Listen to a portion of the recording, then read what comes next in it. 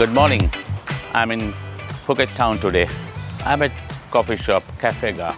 I spoke about it in my last episode in the fixed cost management, how it is managed. Come, let's see. Hi, Ganesh, how are you? You're here? Yeah. Can I sit with you? Sure.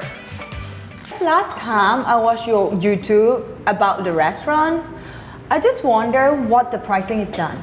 You mean to say how we decide the price? Right. Okay, pricing involves setting up a monetary value of the product or services. Like for this coffee, what's the cost of production, what's the market, what the competition is doing, and also the quality of product.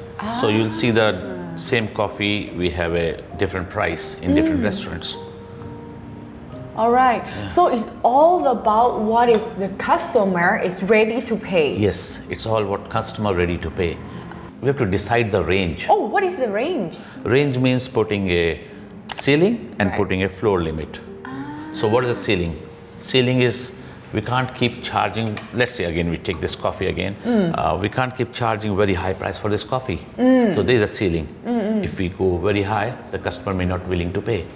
But I can't go to the floor, which means I can't charge less than my cost of production, my margin, my profits. So as an entrepreneur, as a restaurateur, or as an investor, we have to be very careful what's the ceiling and what's our floor. Floor and ceiling has to be decided. And it all depends on the, again, cost of production, your market, your competition, and what's happening around. It's a geographical mix. It's what kind of customer we are having. We are having a different kind of customer, or it's a school breaks, the kids are coming more, so you look for the kids item and then you change the price. That's a strategic level. So what is the process in between? Oh, it's not very complicated. The process is first we prepare the recipe card. Recipe card is all the ingredients, how much quantity we use, we add with the price, and we know the final price, which is called theoretical cost. Like for your cake, there is a recipe cost, which means how much flour, how much sugar, how much other thing added to it, and that's the cost. So that cost is called theoretical cost. So we have to find a theoretical cost. This coffee must be having a theoretical cost. The coffee beans, the sugar, the milk, everything. So we have to find the theoretical cost of each product first. So once we find the theoretical cost, we start building on this. So we call it cost of sale. So this is when we know the theoretical cost, that is known as cost of sale. And generally in our business, we keep a cost of sale around 30%. That's the average cost we keep. I mean, it can be 20, it can be 35, it can be 28, but generally a standard, we keep 30%. So the food and drink is about the same? Food and drink is about the same, but drinks cost is little less, more on the food side. Food is 30, drinks around 20-25%. But it's about 30%. Around 30% we keep it. But in drinks or in the beverages, we have a packaged food which come from the market. So then the cost is fixed cost. So there's no much to do on that. But like what is produced in the kitchen or in the bar, that have a proper cost which keep changing. And that's what we call the theoretical cost. So generally we keep 30%, keep it easy. I'll keep it easy for everyone. We keep it food cost average 30%. Then there's CPC, cost per cover. Now what is the CPC? In my first episode of this series, I explained the CPC, the cost per cover. Like you and me are sitting here, we have two covers for this restaurant. So they have to count the cover. And for this cover, how much supplies they have used.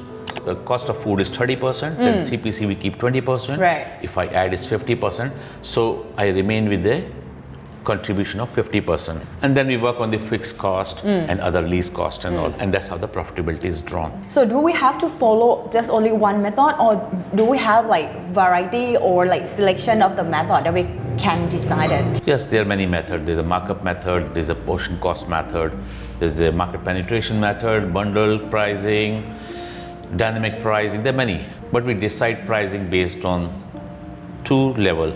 Is it a base level or is it a strategic level? Oh, base and strategic. Yes. What is that? So what I explained just now is a base level. The base level has a cost markup method and portion method. I will explain quickly on the cost markup method. See what it is. Yeah, the cost markup method is very basic method. I just explain you. We find out the theoretical cost. And suppose for an item, let's say for this coffee, the theoretical cost comes 30%. Right. We divide this 30% from 1. So 1 divided by 30%. The moment we do it, we get a product. It's 3.33. That's my markup. So whatever percentage is coming, you just divide with the 1. And you know that's markup you're working on. So when you want to do the pricing of an item, and this item costs you $4, and you decide a markup of, let's say, 3.5%. So you multiply 3.5 with the 4, that's come $14. So that's your pricing, that's your base pricing. Now again, it has to be decided by the restaurateur or the hotelier what kind of markup they want to sell in the market. You want to sell with the 3, you want to sell with the 2, you want to say 3.5, 4, what kind of markup you want to decide. Now this markup will be decided based on the competition, how well the competition is doing. You have to do a small survey of around the area. Let's say around this coffee is sold for 100 and we want to sell this coffee and our theoretical cost or the cost come around 25. So what we'll do, and we find out the markup. So we divide this 25 with 100, we say, okay, the markup is coming, this person's, do you want to sell with that one or less? And that's how I decide. But again, if the market is, don't have enough demand and I want to penetrate in the market, now it go to the strategic level. I know the base level, my price should be 100. Right. But at the strategic level, okay, I want to penetrate in the market, which means I have to go little lower price. And once I get a customer base, and then I increase it. So putting a price is first deciding what your price should be, and then you go on the strategic level. So the base level decide your actual price. I should be selling for 100, but no, I just opened this restaurant, I just opened this coffee shop. I cannot enter in the market like that. So I have to go, let's say, 10% less. I go for a discount seeker. What is a discount seeker? Discount seeker is the customer, he always look for a discount. There are a lot of customers in the market, they want discount. So we call it discount seeker. It's not a bad word, it's just we divide the customer to understand the market, because it's all commercial activity, strategic level. So strategic level, if you want to sell something, first you have to understand your customer also. So discount seeker is, yes, these are the people, when I put discount, it come to me. All right, it's me sometime though. So how many type of the customer do we have? We divide based on market, but primarily 5.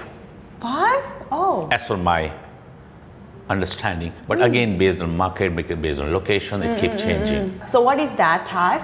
For me, I categorize in 5 categories. First is our loyal customer or repeat customer. Like I am here, I keep coming here again and again. I'm a loyal customer. I'm a repeat customer for this one. Second category, I'll say impulse buyer. It's like unplanned. They just come, they just look for things. They don't pre-decide anything. They just come and they purchase and go. So they're unplanned. So we don't know their behavior. Then we have need-based. Need-based, like I need this thing, so I keep looking for a market. And if I don't have enough supply in the market, and I'm the only one supplying that, I know this need-based customer is coming to me, I can increase the price. So need-based is also a good category to understand. And then we have a window shoppers. They come, they look everything, and they just disappear. It's also me sometime. Yeah, but mostly it's a discount seeker. If you go to the malls, if you go to hyper stores, you see there are a lot of discount seeker. You can see around 5 o'clock they just come, they go to the vegetable and fruit section, because the company don't want waste of the vegetable and food, the perishable items, and there's a time they put discount, and this customer goes and take, and they know it. They keep a database. They understand how much load is coming every day and which item. So that's how we categorize the market.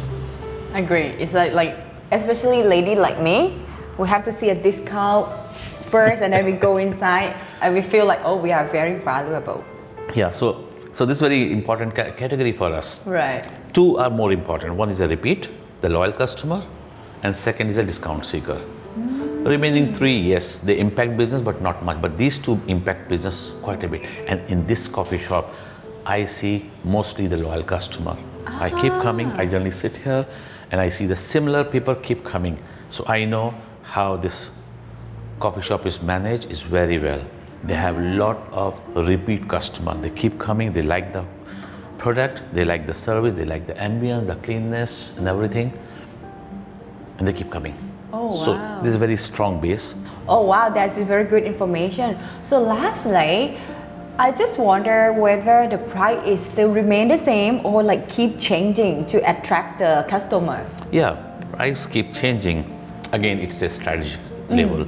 So first we have to understand there's a base pricing based on the theoretical cost, so one side. Right. And then the strategic level. We use 4 methods of changing the price. For the premium product, whatever price generally is high and stay high. We don't change, is my premium product. Premium is always high. Right. But if you want to penetrate in the market, you want to get into the market, like many industries you have seen, it's very common in new setup, not only in the restaurant, but in other industry. I've seen the telecom also, when the price of the product is very cheap initially, they want a customer base. The moment they get a customer base, the price increase. Right. So we call it market penetration. We want to penetrate in the market, so we put a low price. We put this coffee very low. I keep coming, slowly I start liking, I have a little bit friends, and slowly the price keep increasing. But by the time they get customer base. So that's the penetration method. Third one is skimming. They put a price very high when they launch it.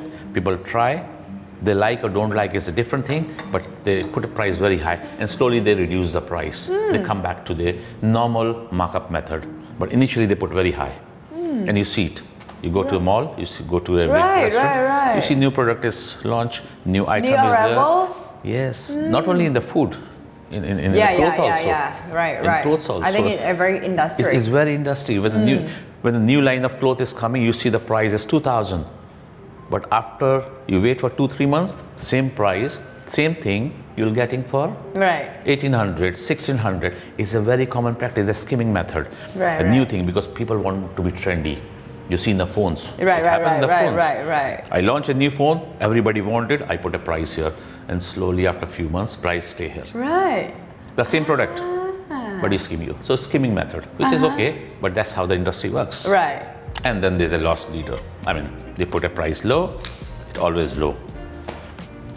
There are all kind of methods. Sometimes some things are at the lower price and you keep low, you don't change the price. Why?